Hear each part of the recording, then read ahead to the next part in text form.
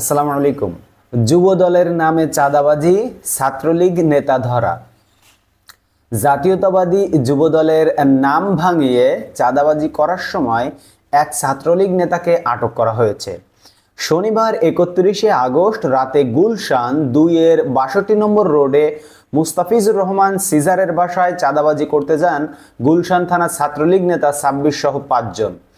পরে তাদেরকে ধরে গুলশান থানা পুলিশের কাছে হস্তান্তর করা হয়েছে।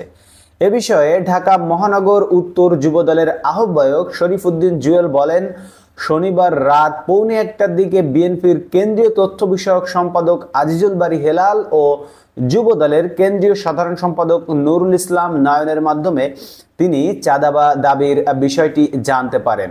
তিনি বলেন, এরপর চাঁদাবাজদের ধরতে তাৎক্ষণিকভাবে গুলশান ও বনানী থানার যুবদল নেতাদের সেখানে পাঠায়। দেখা যায় গুলশান থানা ছাত্রলীগ নেতা সাব্বিরের নেতৃত্বে মোট 5 জন মুস্তাফিজুর রহমান সিজারের বাড়িতে গিয়ে যুবদলের নামে চাঁদা দাবি করেছে। পরে তাদেরকে ধরে গুলশান থানা পুলিশের নিকট হস্তান্তর করা হয়। বিষয়টি নিশ্চিত করেছেন গুলশান থানার duty officer SI Anwar Hossain খান।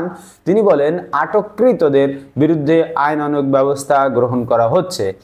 তো বন্ধুরা, যেখানেই চাঁদাবাজি করতে দেখবেন আপনারা সমালোচনা বাদ দিয়ে আগে তাদেরকে ধরে পুলিশের কাছে হস্তান্তর করেন, কারণ তারা এখন যুব দলের নাম ভাঙিয়ে, বিএনপির নাম ভাঙিয়ে, শ্রমিক দলের নাম ভাঙিয়ে ছাত্রলীগের ক্যাডাররা এবং যুবলীগ তারা এখনও চাঁদা দাবিতে অব্যাহত আছে এবং তারা বিভিন্ন জায়গায় এই ধরনের চাঁদা দাবি করছে। যেমনটি আমরা জানতে পারলাম আজকের এই নিউজের মাধ্যমে, আপনারা দেখতে পাচ্ছেন আমি আপনাদেরকে যে নিউজটি শেয়ার করছি। তো এই হলো আসলে তাদের অবস্থার কোনো পরিবর্তন এখনো ঘটেনি। এবং একটা কথা আছে যে পরিবারের সন্তান ভালো হবে কিভাবে যদি সেই পরিবারের যে অভিভাবক তারা যদি ভালো না হয়। তো এই সন্তানদেরকে ভালো করা আসলে খুবই কঠিন একটা চ্যালেঞ্জিং বিষয়। ধন্যবাদ সবাইকে ভিডিওটি দেখার জন্য। নিউজের সাথে থাকতে আমাদের চ্যানেলটিকে সাবস্ক্রাইব করে রাখুন। দেশ ও প্রবাসী যে যেখান থেকে দেখছেন, দেখা হবে আবারও পরবর্তী কোনো ভিডিওতে। সেখানে আল্লাহ হাফিজ।